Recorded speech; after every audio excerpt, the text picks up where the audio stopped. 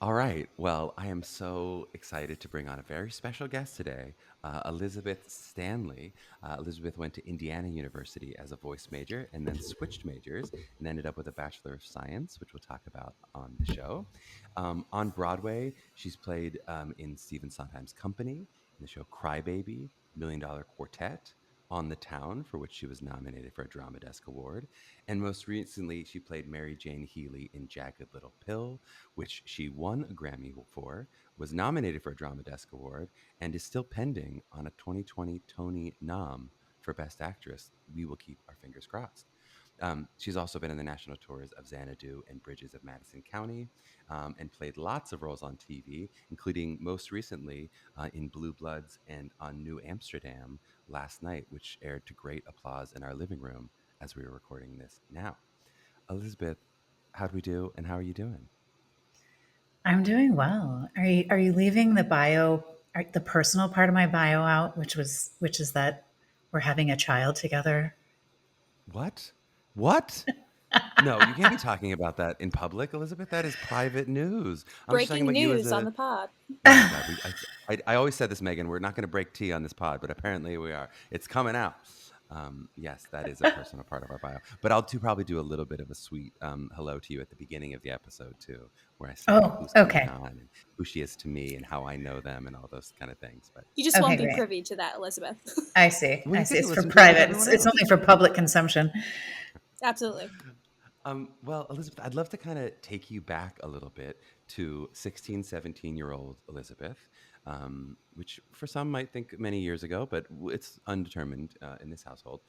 Um, I'd love to think like if you had been precocious enough to kind of have a mission statement, like what you were looking for in an educational experience. Could be a college experience, but just like as an artist, what did you think you wanted out of a school?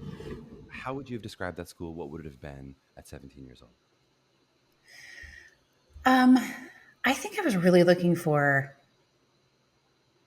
opportunities because I'm from a really small town. I went to a really tiny high school that, like, my high school didn't do a big musical every year. We didn't have a big theater department. We didn't have an orchestra. We had a band that was like doing okay. And we had a drama club that would sometimes do like a variety show or maybe a play. Um, and so any opportunity that I had was because my parents, bless them, were willing to drive me somewhere else to kind of do something at a community theater. And so I kind of felt like I want to go to a school where there are like tons of stuff to do. It's tons of stuff to audition for or be a part of. And then, if I'm not good enough, if I try out and I don't make it, like I'll find that out at school. But I just felt like I was dying to know, like, what else is there out there and how do I fit into it? Hmm. And do you remember the kind of audition tour of what you did back then in terms of how many schools you auditioned for, how it worked for you? Yeah, I think I auditioned for 4 schools. So I was going to study classical voice. So um, I I auditioned at University of Illinois because I grew up in Illinois. My parents were like, "You definitely have to audition for a state school," um, and Millikan, which my voice teacher at the time was on faculty there, and um, Oberlin, and then Indiana University, which is where I ultimately ended up. And they were all of those schools are pretty different from each other in what they had to Hmm. offer. Um, so I was grateful to be able to go visit and kind of get a feel for it. And I actually had sung for someone at Northwestern like the year prior. It wasn't really part of my formal audition process, but I had kind of a bad experience, so maybe not want to audition there. Mm. I love that. Yeah. And certainly it's changed a little bit in that you started out in the classical voice world, and we'll talk about how it might have changed in the musical theater world. But I love, given what you said, that you ended up at such a big school, a big university. It seems like you got a lot of opportunities, both theatrical and life, going to a big school as you did. Yeah, Do I you mean, go ahead? oh, sorry. Yeah, my first choice actually after I did all of the audition circuits was Oberlin. And I got in, but I didn't get a big enough scholarship for my parents to say like, yes, go there. They were really not pro me inheriting a huge amount of debt when I graduated as an artist, which I spent a lot of months being like so angry about. I don't know, months, maybe weeks. But I have no regrets about where I went. And in hindsight, I'm actually really grateful, especially because I did kind of alter my course a little bit. And I'm really grateful that I didn't graduate with like tremendous debt. I love that. And I just would love to highlight that a bit for some of our students, maybe who did have to make the kind of fiscally responsible decision. And if they got into a couple schools, went to the school that made more sense, to see someone who is still so successful, especially in her love life at this point, having gone to the school that she went to. Send help. I think that can really be an inspiration, I think, to our students. I really think so. I'd love to jump forward into the college years a little bit, and we're going to talk specifically a bit about the transfer that you made, but maybe just kind of starting with Indiana as a whole. What was the scholastic experience like for you? So, in a couple words, what was it like to you to be an Indiana student? Awesome and cool in a couple words. I mean, it was great. I absolutely loved it. The school itself is gigantic, like huge. It's a Big Ten university. So like anything that you were interested in or curious about was there. I mean, I look back now and I'm like, I can't believe I didn't even know that existed. Why didn't I do that while I was there? Like, there's just so much to explore. But the music school is also like this really world renowned conservatory. So within that giant university, I was in a really intense like conservatory program, which was wonderful. I mean, it just like, so to be honest, like I didn't explore nearly as much of the outside university as I could have because there was just so much happening in that conservatory world. So I would say I became pretty like just entrenched in, all of my new theater friends and all of my music friends. And, you know, I was taking classes with like, I had music theory every single day I was there, I think. It's a really intense music theory program, which has been so useful to me in my career as I've moved on. But I wasn't just in that class with like other theater performers. Like I was in that class with instrumentalists and with composers and with anyone who was a music major of any sort. So it still felt like diversified, I think, within the music school because you weren't just there with other people who were artists in the same way that you were. Absolutely. And I think that word entrenched is a pretty good one for a lot of people in a conservatory experience. I think that's not uncommon that even if, no matter what's going on in the school, if you're in that competitive conservatory environment, you get a little bit entrenched in that building. Maybe that's where you're spending most of your time, where most of your energy and focus is going, for sure. I'd love to hear a little bit about what the experience of switching majors was. So you started off as a classical voice major, and then at some point you're going to graduate and having taken more musical theater classes. Tell me a little bit about that. Yeah, so originally I would have graduated with the lovely initials of BM, a Bachelor of Music. But I think around the middle of my sophomore year, I had become friends with enough people who were in the theater department, who had more their sights set on a Broadway, career or hopes of one. And I just got a lot more curious about that and a lot more excited about that repertoire. And classical music started to feel really black and white to me. Like there was a correct way to do it and an incorrect way to do it. And, a lot of classical art forms are like that. And at the time I was like, I wanted a little more freedom to explore and express myself artistically in different ways. And it felt like theater allowed for more of that. So at the time, now Indiana does now have a music theater program. But so at the time, what it meant was that I had to apply to change my major to become a Bachelor of Science with an outside field, which is like such a weird title to have. It's really, I feel like a Bachelor of Arts is what I created. But so it just meant that instead of taking opera workshop and Italian and French diction, I was able to substitute in taking a dance class from the ballet department and taking a theater class from the theater school. So, I sort of made my own um, music theater degree, I guess, in a way while I was there. And this is still before Indiana had a BFA program, right? Yes, quite a while before. I mean, I graduated in Again, don't date yourself, 2000. baby. I'm not trying to. No, don't date yourself. I'm not going to let you do it. You don't. You want people to know? I graduated. I graduated. Somewhere between 1980 and 2015, I think is the answer. I play that I 1980. graduated between this range. No, that's right. But I also really love, and maybe something we highlight a little bit more later in the episode, but I really love the idea of like, sometimes people do get a little obsessed with what the letters are. Did I get a BA or a BFA or a BM? Most people do not have a BS in musical theater or in music theater or theater in general. But just what a great example of how the letters themselves don't matter. It is all a little bit of BS in terms of nobody has ever in your career asked you, yeah, what are the letters on your degree? Right? They might have said, where'd you go to No. school? But no one's been like, was that a BFA or a BSA or a BHA or a BTA? Or, it's not getting too caught up in all those things. Yeah, never. I've never ever had someone ask me about that. 5 out of 6 of those things I think were real, the ones that I just said. There's a lot of different. Do you have an MTCA? Yes. Do you have an MTCA? I got an MTCA. That's what I have. Put it on a bumper sticker. Okay, do you feel like you're ready to play one of 2 games that we're going to play today, Elizabeth? Oh, definitely. Uh-oh. Okay, so this is our college flashback round. We're going to ask you to Oh, play. dear. Okay. It is a numerical game. You have 60 seconds on the clock to answer as many questions as possible. You don't have to be interesting with your answers, but if you can, of course, those are bonus points just for yourself psychologically. I believe the number to beat is 12.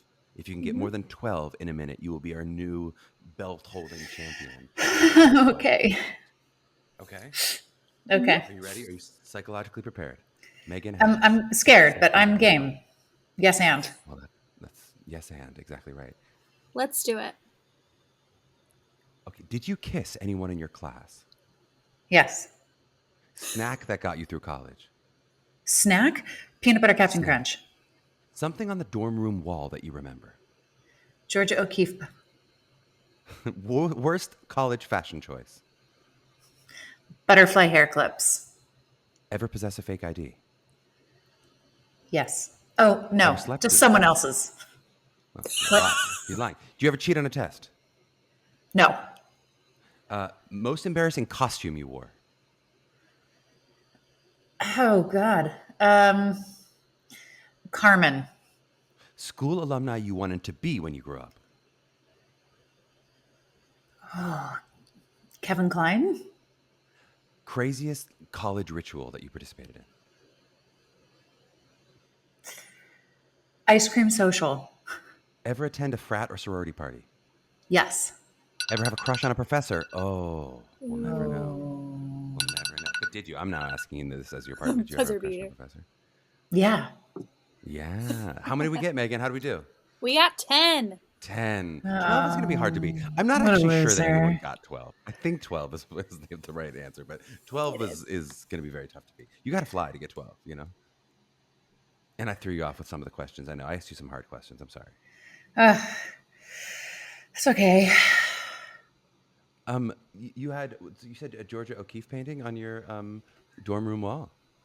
I had tons of them. I had like a Georgia O'Keeffe calendar that I just saved the art from and decorated my dorm room walls with that. Uh-huh.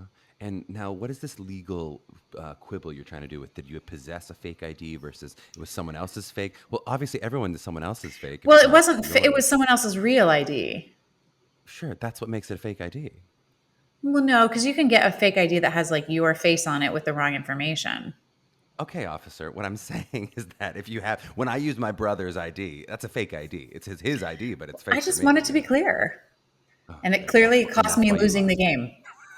Exactly. Clarity is important, but speed is of the utmost.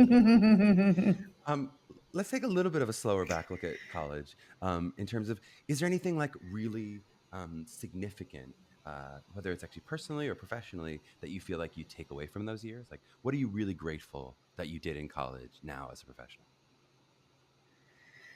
I mean, so many things, but I am probably the most grateful for the friendships that I made.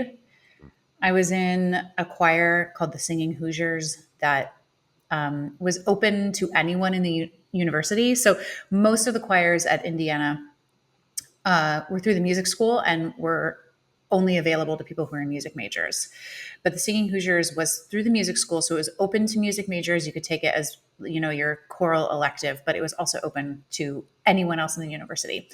And I'm really grateful for that because I just met such a wide variety of people in that. It was something that like I was kind of a little bit outside the box. Like within the music school, it was sort of like, oh, that's the worst choir. It had that reputation, but it was the most fun to be in. And I made the most wonderful friends, like to this day, that are so a part of the fabric of my life. And I think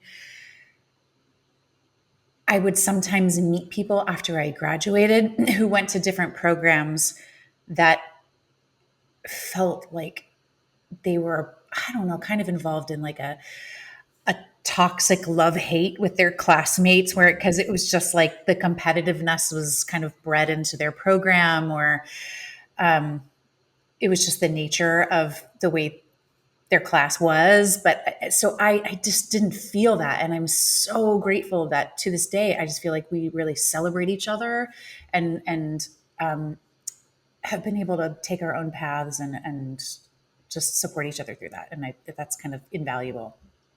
Oh, I can really echo that as someone who sees it from the outside in your life. Like, I think it's a unique friendship that you have with such a large group of friends, all of whom support each other so much. And now for whatever we're saying, 15 to 40 years it's been since you graduated from college.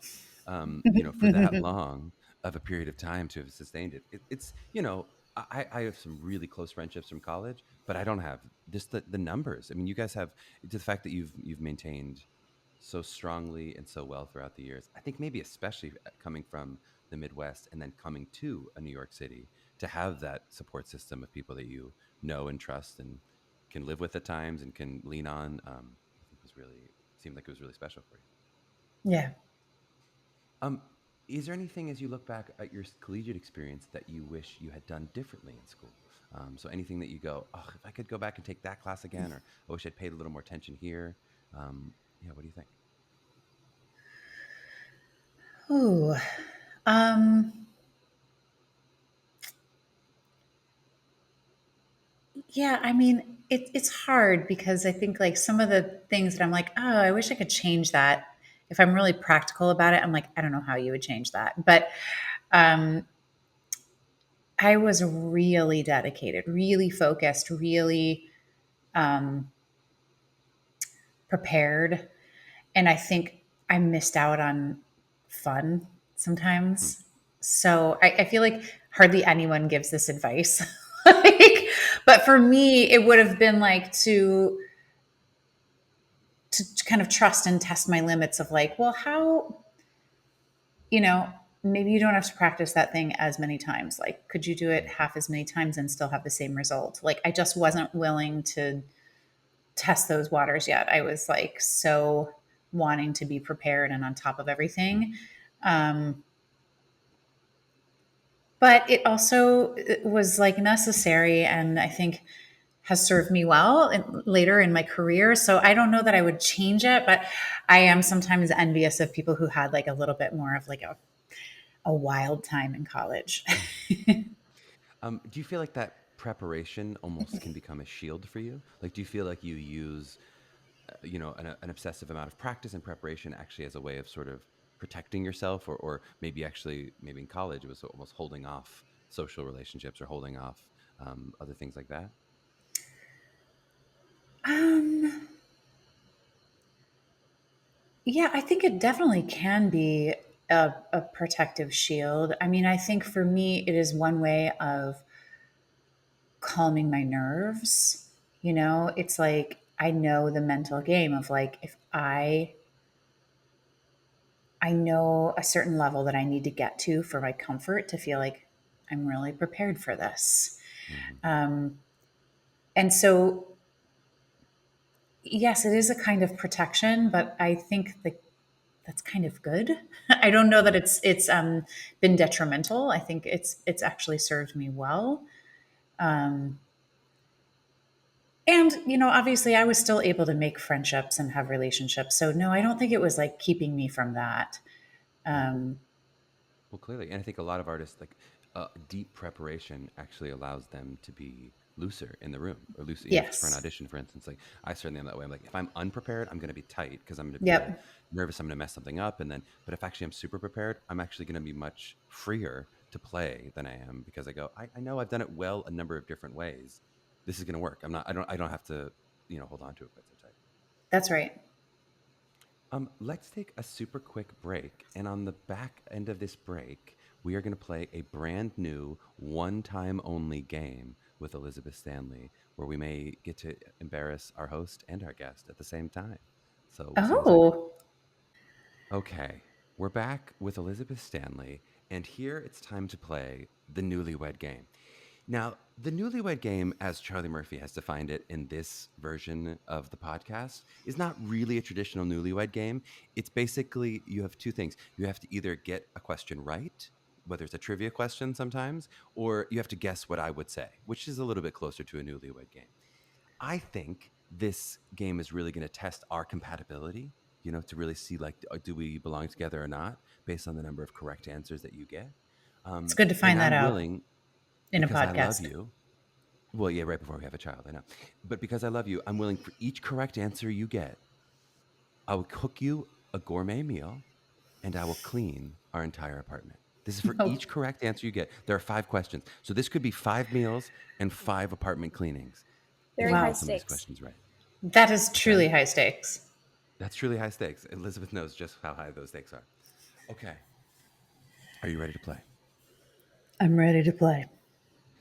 If Charlie could play any part in one musical or play, regardless of age or type, what part would he choose? Mimi in Rent, because he was singing it just the other day. I told you it would embarrass the host. That is incorrect. It's Hamlet is the right answer. But what I really appreciate that you just did fully call me out for singing Mimi and Rent in the shower without knowing that I was doing it. I was singing a little snippet of Out Tonight for no good reason. Absolutely no good reason. It's just 100% true. Okay, so that was embarrassing for me. You lost, but somehow I feel like I lost that question. But worth it. Question 2 is trivia time. Trivia time here. During quarantine, I made you sit down and watch 4 seasons of The West Wing. The West Wing, my favorite television show. What is Leo's daughter's name on the show? Oh my God. That is Leo's daughter's name. You can do this. You saw her in many episodes. I have no idea. Julia. Julia, come on. She's got the red hair. She's dating a hockey player. No? You remember it? She flirts with Sam a lot. They almost go out. They don't quite go out. Mm-hmm. We're looking for Mallory. Mallory was the correct answer. Would you have known if I'd said, what is Leo's last name? I almost asked you that, and I was worried you were going to get it. No. Absolutely not. Okay, great. That's a total of, I think, 120 episodes together. So that's Okay. terrible. It's going great, everyone. It's going Going great. great. Question 3. She's 0 for 2 so far. Our marriage is hanging by a thread. If Charlie and you were to sing one karaoke duet of a song that you have never sang together, a karaoke duet of a song that you've never sang together, what would the perfect duet be, according to Charlie? Oh, um, it's a song that already exists as a duet. It already exists. It may or may not exist as a duet. Oh, um, All My Life by Casey and JoJo.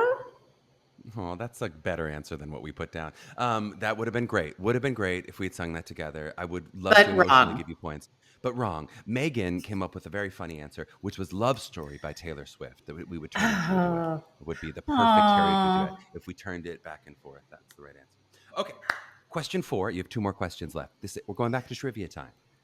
Okay. Charlie's favorite basketball team is the Golden State Warriors. Other than Steph Curry, name 2 members of the Golden State Warriors 2021 team. two members of the team that are not named Steph Curry. Oh, come on. Give her just one. I'll give her Two. half of one. Zion Williamson? Incorrect, though great try. What is Steph Curry's first name? Steven. Wardell is the correct answer. Wardell. Okay, great. So we gave you some bonus opportunities. You're still 0 for 4. You're something like 0 for 7. But this one you have a really good chance at. This is the one that's going to do it. We're Okay. going to do a little mind reading. This is a newlywed Okay. mind reading game. Okay, ready? What is the number that I'm thinking of between 1 and 13 million? Between 1 and 13 million. Come on, if love is true, you will guess it. Oh my. It's here. 13. Oh, no, it was 2,563,421 was the number I was thinking of. But that was a really good Close. try, Elizabeth. 0 for 5. Oh, God, you missed out on gourmet meals. You missed out on an apartment cleaning. But, you know, I feel like America won in that game as much as possible. Did they? Unclear. Very unclear. Let's jump forward a little bit back to your professional life. So I'd love to talk about you've now graduated school. You're 22. That much age will admit at some point in your life you were 22. I'd love to hear a little bit about how you navigated that time, both kind of professionally, but then I think specifically with you because I really love the path that you took educationally. And sometimes I'll talk to our students about like, look at the different way you can sort of pile things together. I'd love to hear about like, what were the steps you took educationally to maybe complete your training, continue your training, accentuate areas that you felt like you were weaker in. So tell me a little bit about that, like 22 to 26 or 27 or whatever time period you want to talk about there. Well, I did a summer job after I graduated. Then I moved home with my parents to save money, which was, it was hard. It's hard to move back in with your parents, as many people have probably discovered during this past year. But I was really grateful that I had that privilege, so that I could move to New York with more than $0 in my bank account, So I always had a side hustle. I had did various things for many years. My first was being a cater waiter, and I probably did that one the longest. I also worked as a temp in an office for many years on and off. I did some nannying. I feel like there have been a couple other gigs in there, but those are probably the main three. And then I did a lot of regional theater during the first several years that I lived in New York, which for me was so good because, I wasn't someone who was like diehard music theater. Like I knew all the songs, I knew every musical, I knew every composer.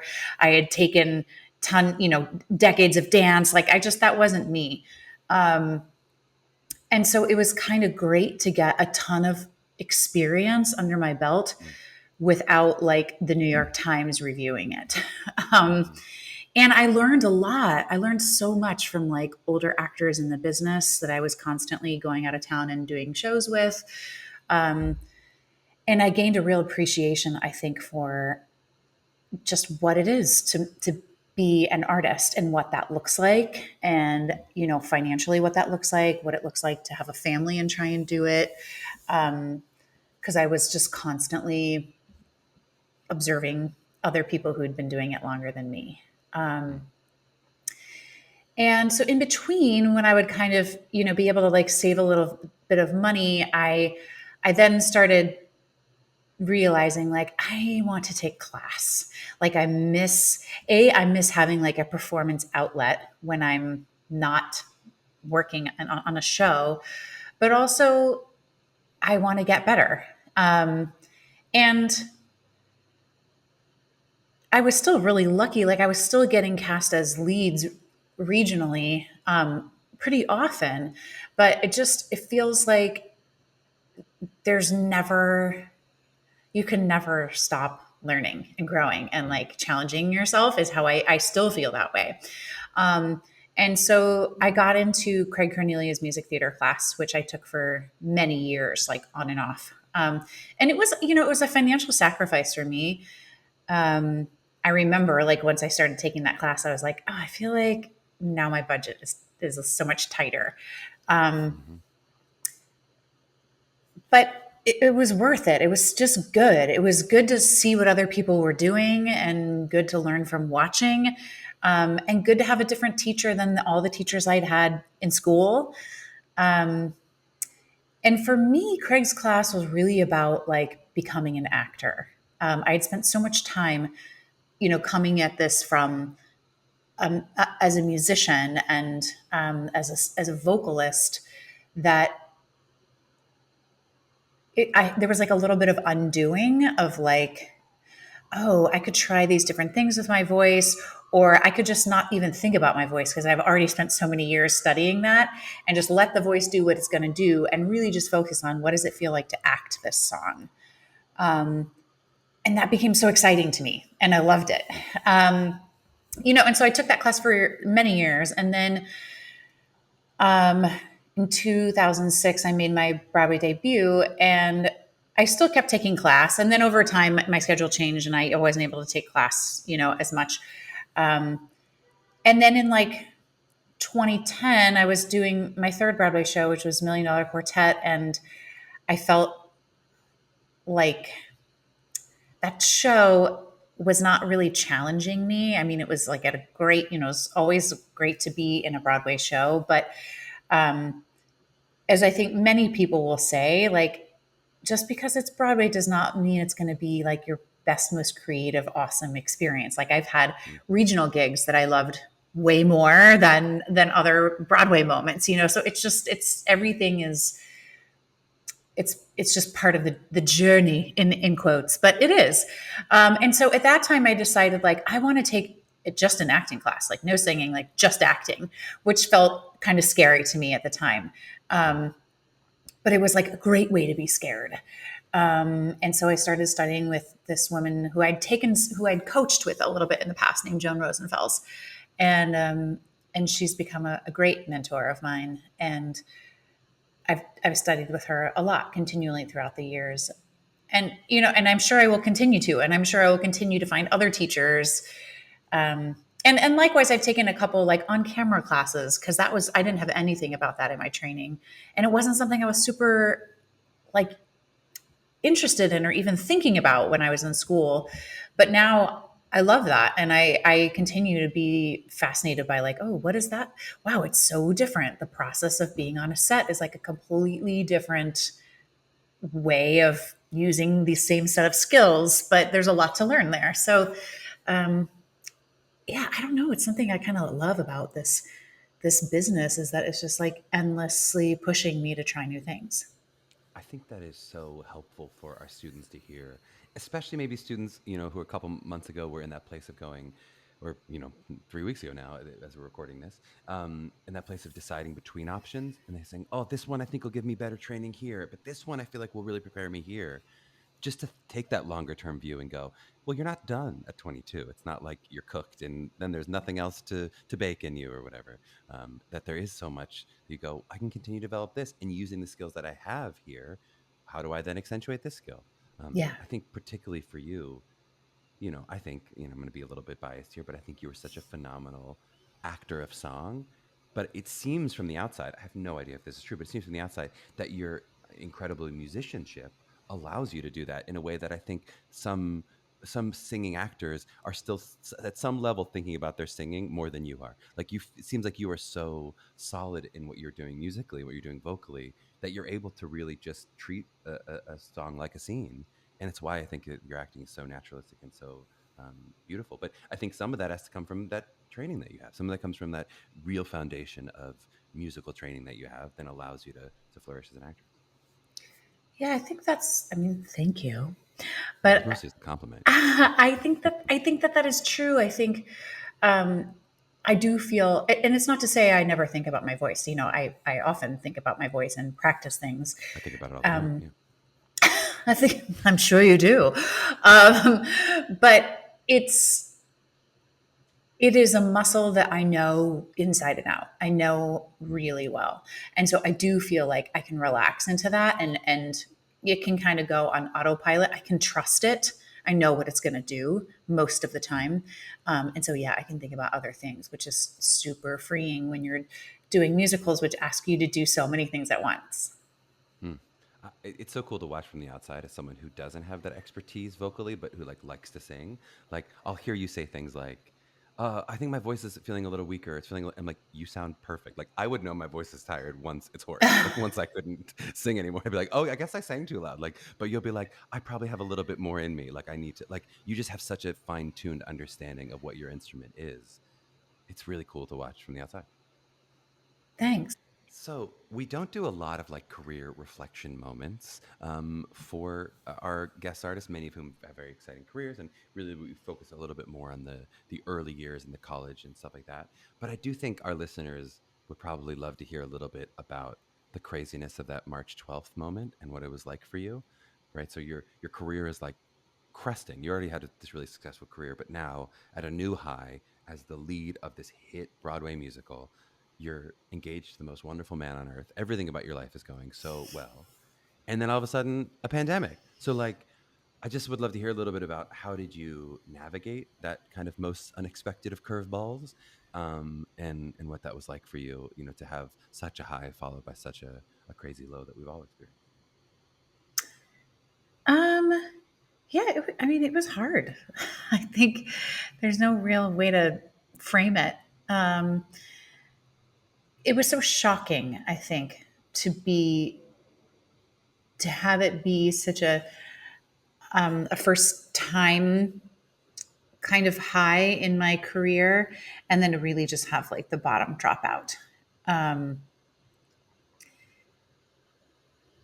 so I think I spent the first several months kind of just coming to terms with like, what is that? What does that mean? Like trying to grasp, as I think many of us were, like, what is really lost? Like, Mm. I can't even name what's lost, and that is like a uncomfortable place to sit in. Um, because there are many times as an actor when I've been unemployed or not known what's next, or Mhm. it is a lifestyle of uncertainty. So I think I kept being like, this is fine, I know how to do this. Um, but as it went on, I was like, no, I don't, because this is different. And things are changing, and change, even when it's good, is uncomfortable for Mm. most of us anyway. um, and so I think it just it continues to be something that is a challenge to kind of say, okay, now that things are coming back, like, well, what does that mean? That's also another change, because now we've gotten Mm. settled into a little bit of a way of existing. And Mhm. so it's been a real like wave to ride, I think. And for me, wasn't an incredibly productive creative time, which is also unusual for me. Mhm. I think most people that know me would say, like, I'm someone who generates a lot of just creative energy. I'm always kind of making something with my hands, or trying a new recipe, or um, traveling and exploring, or I always kind of find a place to channel my creative mood. And that was really hard this past year. There were a lot of Mhm. handicaps around that. Um, and I found that kind of painful. So and then I had to deal with like my comparison, which is never a great idea. And usually Mhm. something that I feel pretty in check with. But I think this past year has been a demon that has really like reared its ugly head of like, but so and so like did all of these things during the pandemic, and what have I done? Um, which, I mean, even saying that out loud, I'm like, that is like a hideous thing to be worried about. Like, oh Mhm. my God, like let's compare our pandemics. Like, um, we're alive, and that's great. Let's compare our pandemics. Yeah. Yeah. So It's I something, think well, I think it's such a fascinating discussion with you, especially because I know you didn't write the next great American novel, but I do think from the outside, a lot of people would look and think, she had such a productive pandemic. Think about the concerts she did. She started a tie-dye business. She was doing all this, so from looking from the outside, people are like, you did a ton and you traveled and you've seen all these things. You're creating a new life inside your belly, like all these amazing, literally producing, in this pandemic. And I do think you are someone who someone else could have watched and gone, ugh, I should have done the pandemic like Elizabeth. And yet I think you still feel like, I wish I should have done this pandemic like someone else, right? I think it's helpful for artists to hear that basically wherever you are in the food chain or on the ladder of productivity in this case, but in success in other cases, that everybody has that feeling of looking up, and everybody has that feeling of, shouldn't I have done more? What should I have done differently, etc. So true. I'm just grabbing my charger. Hold, please. Uh-oh, she's going down. So just in kind of wrap up contemplation, as someone who's kind of connected to this industry or very connected to this industry and some of the ways it may be changing in the crazy year of 2021 that we're living in, I'd just love to hear a little bit about where you think we're going, how you are planning to navigate that, how you see the industry changing in the next 10 years, et cetera. That's such a big question. Well, you have 3 minutes. I think it's awesome that we're talking, right? That we're having these conversations out loud, that people are feeling empowered to share their feelings and come together to work through some of the change that is needed and that is overdue. And I'm personally hoping that there is a lot more transparency in our industry. I think when things are revealed, when the truth is there, like when you say like, oh, I know how much so-and-so is making, or I know how much my producers are making off of this production, or I understand like how this nonprofit is funded. It's just empowering to all of us, right? Like we all feel more seen, safer, more understood. We can make educated choices for ourselves about what feels right, what feels good to us, about where we want to work, what kind of jobs we're willing to take. Allows us to feel hopefully respected and seen. So I think some of those conversations are good and really important to have, even though, it can feel uncomfortable getting there. And I think, what I'm witnessing right now is that there are a ton of really caring people who are after a common goal, who have different ways of getting there, right? Different ways of working towards that. And I think that's good too. I mean, again, it can sometimes be uncomfortable because it feels like discord. It feels like there's a rub. But, if you look historically at history, there's often a rub when there's a good change that is happening. And so I'm excited, I'm excited to come back. And I hope that the big changes, I think, really need to happen at the top. In general, I feel like as the artist, we're really at the bottom, right? Of like this big food chain in terms of the way that theater is produced. And I mean, at every level, like, even at a small nonprofit in your hometown, there's still people that fund it, and there are still people that manage it, and people that run it, and people that make decisions. And ultimately, like, you are a final choice that they make in casting you, right? And so I think it's great that we're calling upon the people that are, holding the strings, so to speak, to ask, to just, I don't know, inspect themselves to say, how can you be the most conscious, best person you can be and run this business, which also requires, being business savvy, like, and I think it's good. It's educating us as artists about like, oh, what does it really take to run a show. Because I think a lot, like I know, there's so much that I didn't really ever consider when I was a young artist. Like, well, what does it take to produce theater? What, how much money is necessary, and what about press, and what about awards, and what about all of this stuff that I just like. I was so focused on the craft, right? And so I think it's good for artists to take a look at the big picture, and then I think it's good for people more on the producing side to look at the humanity of everyone that they're employing. It's well said. So I'm hoping we can meet in the middle somewhere. Yeah. I'm only going to ask you one more question and only ask you to be inspirational one more time. But I'll let you kind of choose your own adventure with where this question goes. I would either take, if you want to give a piece of advice to a young artist today, so maybe a 17, 18-year-old who's thinking about a college journey, or a 22-year-old graduating. Or if you want to think of it this way, is there something that you wish you had done differently in school? Or, excuse me. I'm going to take that whole question again. Let's just ask you this. I'm only going to ask you to be inspirational one more time today, because you've given us so much great fodder already.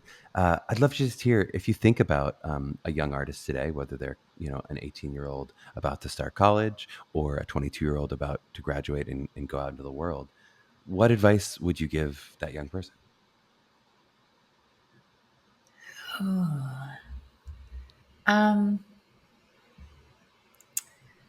I'm going to give some advice that I think was given to me, and that I wish I would have heeded more, which is to listen. I think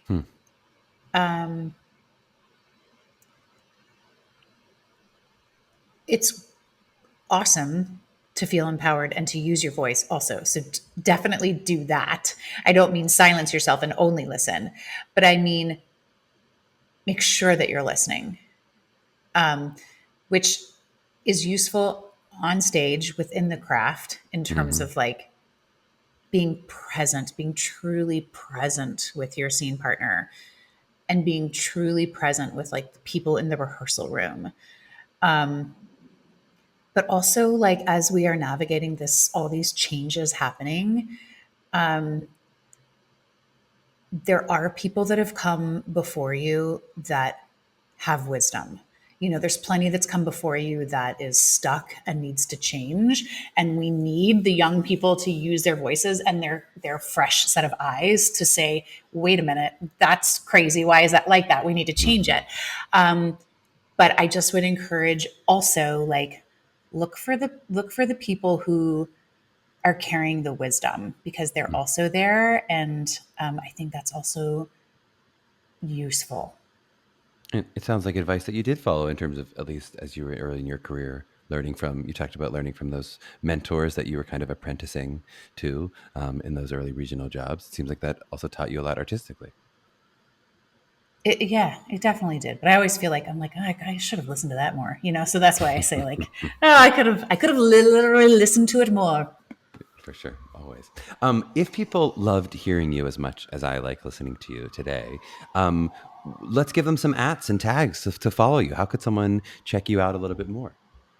Some ats and tags. Well, really, the only place you can find me is on Instagram, which is el.stands.